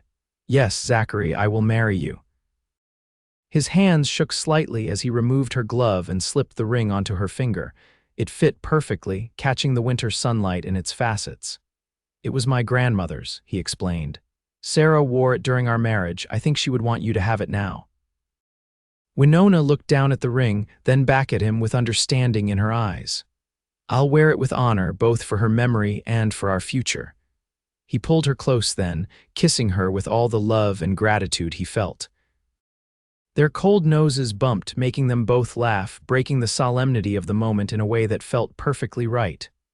"When?" she asked as they mounted their horses for the ride back. "Spring," he suggested.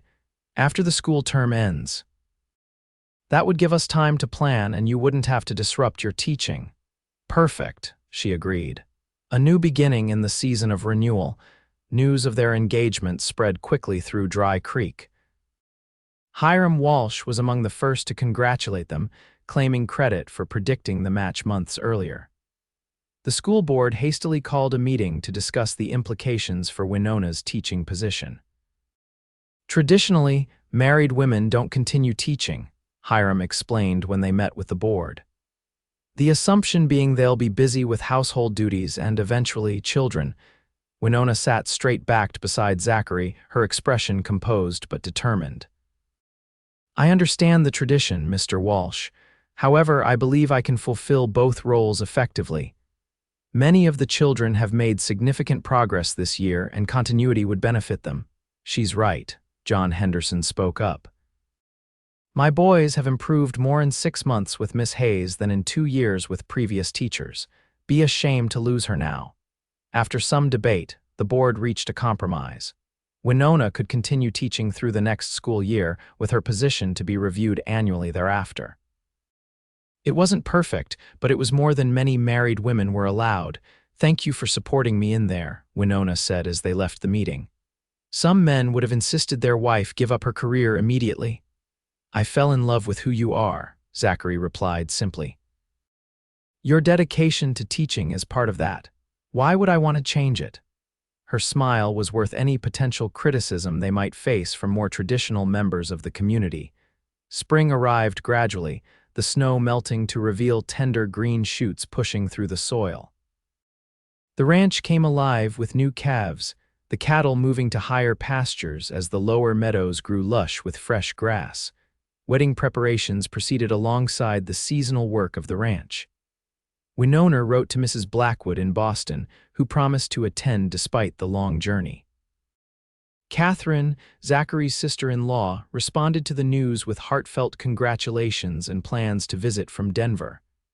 "I hope you're not upset with her anymore," Winona said as they read Catherine's letter together.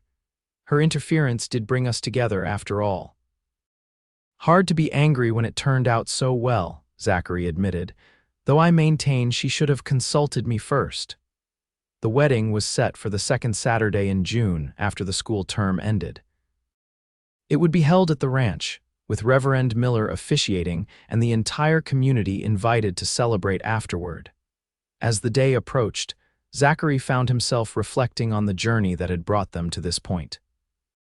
From the moment Winona had stepped off the train a stranger he'd resented for disrupting his carefully maintained isolation to now, when he couldn't imagine his life without her. The evening before the wedding, as final preparations were underway, Zachary sought a moment alone in the small plot behind the house where Sarah and their infant son were buried. He hadn't visited the graves as frequently in recent months, finding that his grief had transformed into a quieter, more peaceful remembrance. "Tomorrow I marry Winona," he said softly, placing fresh wildflowers on Sarah's grave. "I think you would approve of her. She's brought life back to this place to me, but you'll always be part of my heart, part of this ranch." A gentle breeze stirred the wildflowers, carrying the sweet scent of June blossoms. Zachary took it as a sign of Sarah's blessing, a release from the crushing weight of grief he'd carried for so long. When he returned to the house, he found Winona on the porch, watching the sunset paint the western sky in shades of gold and rose. She turned as he approached, her face softening with understanding. "You went to visit Sarah," she said. "It wasn't a question," he nodded. "Seemed right to tell her about tomorrow." Winona took his hand, her engagement ring catching the last rays of sunlight. "I'm glad you did." They stood together watching the sky darken, the first stars appearing in the deepening blue. Tomorrow would bring a new chapter in their lives, but it would be written alongside all that had come before, the joys and sorrows, losses and discoveries that had shaped them both. The wedding day dawned clear and perfect, with a gentle breeze that carried the scent of wildflowers across the ranch. The ceremony was simple but heartfelt, with Reverend Miller speaking of new beginnings and the courage it takes to open one's heart after loss. Winona wore a gown of ivory silk, elegant but not ostentatious, with Sarah's locket resting at her throat alongside the book pendant Zachary had given her at Christmas. Her honey-brown hair was adorned with small white flowers, and she carried a bouquet of wildflowers gathered from the meadow where Zachary had proposed. As they exchanged vows, Zachary found himself marveling at the journey that had brought them to this moment. The mail-order bride who wasn't meant for him had become exactly what he needed, not a replacement for what he'd lost, but a new companion for the path ahead. After the ceremony, the celebration continued well into the evening with food and music and dancing. The Henderson twins, now model students, presented the couple with a hand-carved wooden sign for the ranch house that read "The Mitchells ESD, 1875. "We made it ourselves," they announced proudly. "Teacher showed us how to do the lettering. Mrs. Blackwood, who had indeed made the long journey from Boston, embraced Winona with tears in her eyes. "When I sent you west, I hoped you would find happiness," she said, but I never imagined anything as perfect as this." Catherine, meeting Winona for the first time, expressed similar sentiments. "When I placed that advertisement, I only wanted Zachary to stop grieving," she admitted. "I never expected him to find true love again, but seeing you together, it's clear that's exactly what happened." As the festivities wound down and guests began to depart, Zachary found himself standing with Winona on the porch of what was now their home, watching the summer stars appear in the darkening sky. "Happy?" he asked, his arm around her waist. "Completely," she replied, leaning against him.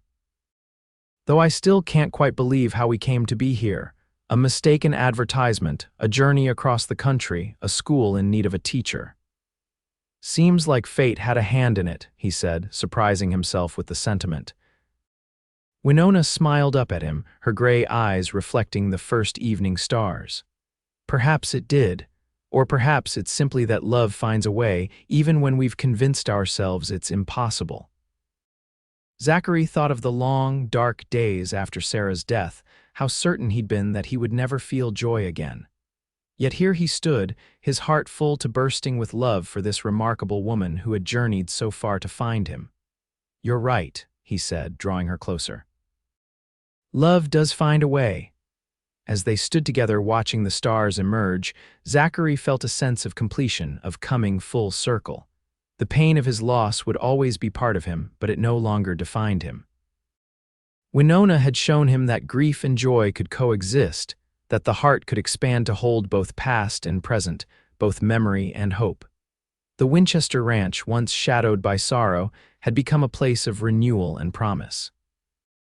And as Zachary led his bride into their home, he knew with certainty that whatever challenges the future might hold, they would face them together, strengthened by the love they had found when neither was looking for it.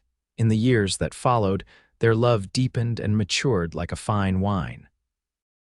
Winona continued teaching, becoming a beloved fixture in Dry Creek's educational system. The school board's annual reviews became mere formalities as her students consistently demonstrated impressive progress under her guidance. Zachary, encouraged by Winona's belief in him, became more involved in community affairs. He eventually joined the school board, providing a progressive voice that balanced Hiram Walsh's more traditional approach. Together, they expanded the school curriculum and even secured funding for a larger building. As Dry Creek continued to grow, their family expanded too.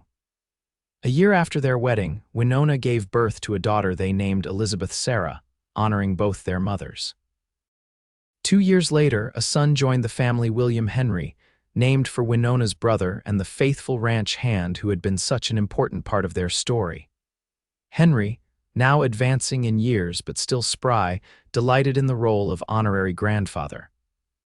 He taught the children to ride, told them stories of the early days of Wyoming territory, and slipped them candy when he thought their parents weren't looking. The ranch prospered under their joint stewardship. Zachary's practical knowledge of cattle and land management, combined with Winona's organizational skills and fresh perspectives, created a thriving enterprise that became one of the most successful in the region. Life wasn't without its challenges. Drought years tested their resilience, and the children experienced the normal scrapes and illnesses that cause parents sleepless nights. But they faced each obstacle together, their partnership strengthened by mutual respect and enduring love. On their 10th wedding anniversary, they returned to the viewpoint where Zachary had proposed, bringing a picnic lunch and their children. As Elizabeth and William explored the meadow, now blooming with summer wildflowers, Zachary and Winona sat side by side, looking out over the land they had nurtured together. 10 years, Winona mused, her hand finding his. Sometimes it seems like yesterday that I stepped off that train, not knowing what to expect. And sometimes it feels like you've always been here, Zachary replied, squeezing her fingers gently, like you were always meant to be part of this place. The silver threads now appearing in Winona's honey-brown hair caught the sunlight as she turned to him. Her gray eyes, as perceptive as ever, softened with affection. Do you ever wonder what would have happened if Catherine hadn't placed that advertisement, if our paths had never crossed? Zachary considered the question seriously. I think about it sometimes. I might have continued existing rather than living, letting grief define me instead of honor Sarah's memory through a life well lived. And I might have remained in Boston, teaching other people's children but never having my own. She glanced at Elizabeth and William, who were carefully gathering wildflowers for their mother, never knowing the joy they bring. Life has a way of surprising us, Zachary observed. When you arrived that day, the last thing I wanted was change. Now I can't imagine my life any other way. Nor can I, Winona agreed, leaning against his shoulder. This ranch, these children, this is the home I never knew I was seeking. As their children returned with handfuls of colorful blooms, Zachary looked at the family he and Winona had created together, a family built on understanding, respect, and deep, abiding love. It was different from what he had shared with Sarah, but no less meaningful, no less true. The mail-order bride who wasn't meant for him had become his perfect match, showing him that the heart's capacity for love is limitless, that joy can follow sorrow, and that life's greatest gifts often arrive in unexpected packages. And on that perfect summer day, surrounded by the family that had grown from their unexpected beginning, Zachary Mitchell knew with absolute certainty that love, once lost, had truly returned different but equally precious, a blessing he would cherish for all his days.